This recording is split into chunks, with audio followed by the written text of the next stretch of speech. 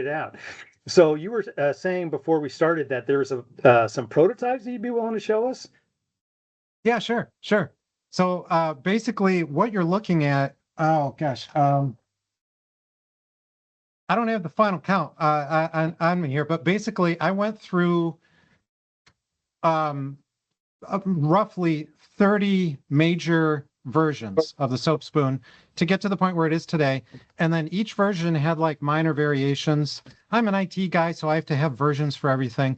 But uh, and so my point is, I probably went through like probably 100, maybe like iterations of versions of the soap spoon. So I can, yeah, share some of these here. This is the very first soap spoon that I made. And this is me more just figuring out the mechanics and just kind of starting with something here. But I said, okay, well, look at that. There's a little soapy, scoopy part. There's Yeah. something you could hang it on maybe at the end here. And then uh, I knew from the start I wanted to be able to hang it on a razor stand. I wanted it to be able to do that. So I'm like, all right, well, I can make it the little T at the top there. But then I was trying different iterations of the scoop, Okay. trying to figure out what's a good, like, you can't have a tool that magically does everything, but like, um, just as a side note, I'm really into multi-tools, at Okay. my office here, and that's 2 out of the 5 that I have, on my counter. But um, okay, so my goal is I wanted to like make a multi-tool equivalent for a soap spoon. All right. Next, then I have this version here where I'm like, all right, not pretty. None of this is pretty. This is we're back to hanging it, but it's a scoop. Oh, I guess when I was testing it, I wanted it to be longer, and then I put this really weird ridge on the top to. Okay. I was thinking like I could create something that would help the scoop so it would like flake off like an orange peel if you peel an orange or an apple. Um, Okay. Horrible idea, because if you were to try that, go ahead and try it, anybody. Soap doesn't behave like an apple peel. It behaves like soap, so it actually sticks to the thing that you're scooping with. Okay, Right. so bad idea. Then I'm like, all right, well, here's this guy, little UFO looking thing. Okay. I'm like, well, that's no. Moving on. Then we have this guy getting a little closer to maybe what we are starting to see in a soap spoon, where Okay. it's the T shape with the T shape. It's sort of, or a cross or whatever you want to call that. Again, Hmm. you can hang it, but now we start to have the beveled dome along the top, as you see right there, exactly. And then I tried it again at the bottom because I was experimenting with the lengths, what lengths work well for Okay. the ends.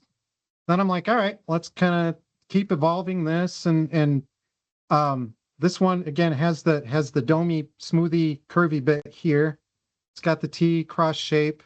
Then I went with this odd UFO, almost alien, like the alien from the Alien movies looking head here, Yeah. um, where uh, I was again trying to like say, well, if you could kind of maybe, you know, pull into the soap and grab something that way, or use a very round head to smooth. No, no, no. And then I have this one much later. Now we're Oh, starting to get into the design that yeah. we know. We can see Um, the family tree. right, but between this one, version, I think it says version 9 on it there. Yep. That's version 9, and this one is version 16. So it took me that kind of long to kind of iterate and say, all right, now let's start making the smoothie bits. Let's start making it a little more elegant looking. The size is horrible because this thing is so big, it could barely fit. Like if you put it in a deeper soap container, the edges were too wide. You couldn't really use it. This the uh, the scoop on this side was too weak. You can see it's Yeah. transparent. It's so thin that would break easily. So the thing also needed to be indestructible. I want them to be super strong. What's this one? Version 28. Now we're getting Ah, really close. But if you yeah. notice, the profile is a little, it's very flat. The current ones have like a more of a shield on the front chest, or a chest plate, or whatever you want to call it. This one doesn't have that. Uh-huh. This one also messed up And now we're at the point where it's like, okay, I think I have the basic design down, Yeah. but now we have materials issue. You said you were talking about PLA and PCTG or PETG, and you nailed it. That was also part of the problem or the development process that I had to work through. The earlier guys were PLA just for prototyping, but these are all very flimsy. Mhm. These will break really, really easily. Now we're moving Yeah. into earlier ones. I did use PETG, but that was also too weak. And it also wasn't um, tough enough thermally. Like I wanted to be able to really heat these up because you're putting it under hot water. Right. PCTG is strong and can be really heated up, and it's chemically inert, and it doesn't really react with chemicals. So it's also tough to. It's UV resistant, so it's got all these great properties that make it very strong. But you'll see that now I have like the coating on here. It looks awful. This was just me experimenting, or not experimenting, but try to develop it and say, what's wrong with this? Why isn't it printing properly? You can see we got all these weird striations and banding Yeah. that's not supposed to be there. I also tried like, all right, am I going to brand it? Am I going to, Wow. I can do that on the bottom. And I was like, no, no, the whole thing has to be elegant, clean. I don't want branding. I just want it to be not advertising anything. It just sits there and it looks nice. All right. So then that was version 28 that I just picked up. And then finally, we're at the final version. That's where we're at today. I have yeah, red, white, and blue here. So we have everybody, the whole group, the whole gang, Yep. and the point of these is now we're just my focus is it has to look nice. You can see it's all gleaming and kind of glassy looking. Yep. If you hold it up to a bright light, it's transparent or translucent. Uh-huh. Um, And because of that, you can also see depth in the, probably not in the lighting from the evening that I'm dealing with right now, but Yeah. you see it's a very pretty device. Yeah. And it's also smooth, tough, hand polished. And I figured out, the printing aspects, so it's actually nice and smooth along all sides.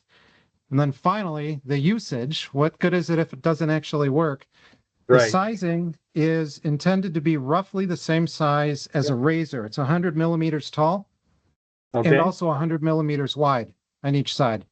So it's intended to not be like the old one here. You remember that's like way too gigantic. Yeah. But it also we want it to like sit on the counter, look like it's supposed to be there, but not be too obtrusive. Right. But the actual ends of it are the flat base, curved dome, super Mm-hmm. pointy, strong lance, Mm-hmm. and then the scoop. And what I've oddly for me, I have had a lot of people say, so how do you use this thing? And for me, it was sort of this weird no-brainer thing because it's just a soap scoop. It's just a Yeah. soap scoop. But there are like options now, and I realize that that does add a little confusion. So that's why on the website I did add a how to use section. But Right. ultimately, the end that you choose to use is more about the bowl that you're scooping into, because every end will scoop stuff out, scoop the soap out of your bowl or out of your tub. But then, depending on if you have a flat bottomed bowl, you should use the flat bottomed part of the soap scoop. If you have a Right. curved bowl, use the curved end because that will match the bowl shape and will smooth it better. And then if you have a hard soap, like a triple milled, really tough MDC or something like that. The really hard, what is it? Saponificio Veracino. Veracino, I can say the first word you said. Thank you. But this will cut into that no problem. This is an extremely strong, will not break device. And So then I did have a video on my channel where I used Saponificio Veracino Cosmo. It is triple milled, it's very hard. And I will tell everybody here, I use this part and I brought it into my tub and pushed down the edge here and just boink, and a good chunk of soap came right out. This sucker did not flex.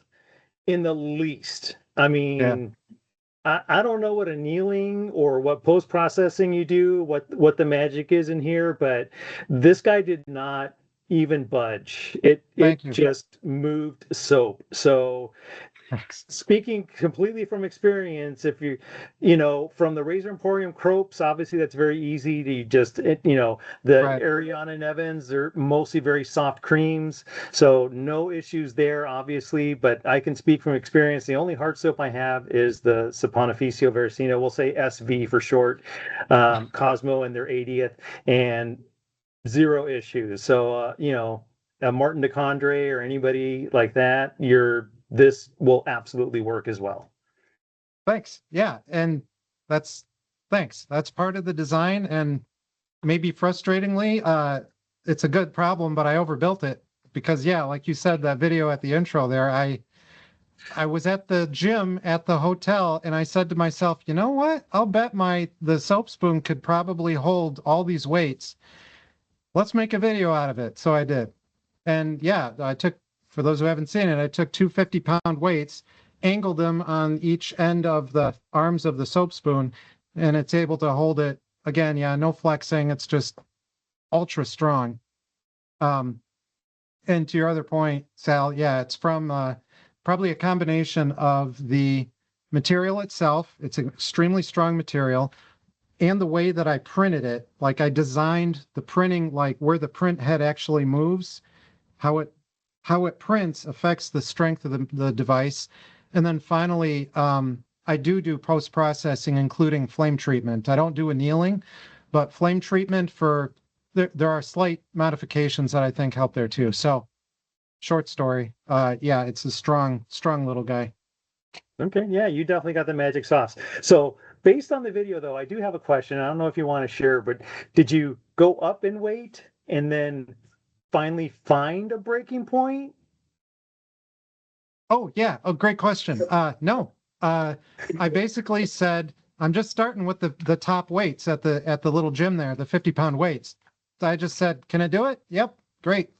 But I knew that it probably could because when I first released the device, I did a bad job telling people what made it good because I keep saying words like printing and the print head and everything. This is a 3D printed model, Hmm. but if you look on the website, the printing is like step one, and then there's like 6 total steps that Right. for post processing. So, so when people say, "Oh, it's a 3D printed piece of plastic," um, uh, I that was frustrating because yeah, but it's not. There's a lot more to it than that, and it's a lot more developed and capable than what that implies. So Yes. what I did was I was going to do another page on the website, sort of as a response to that, saying, "Oh yeah."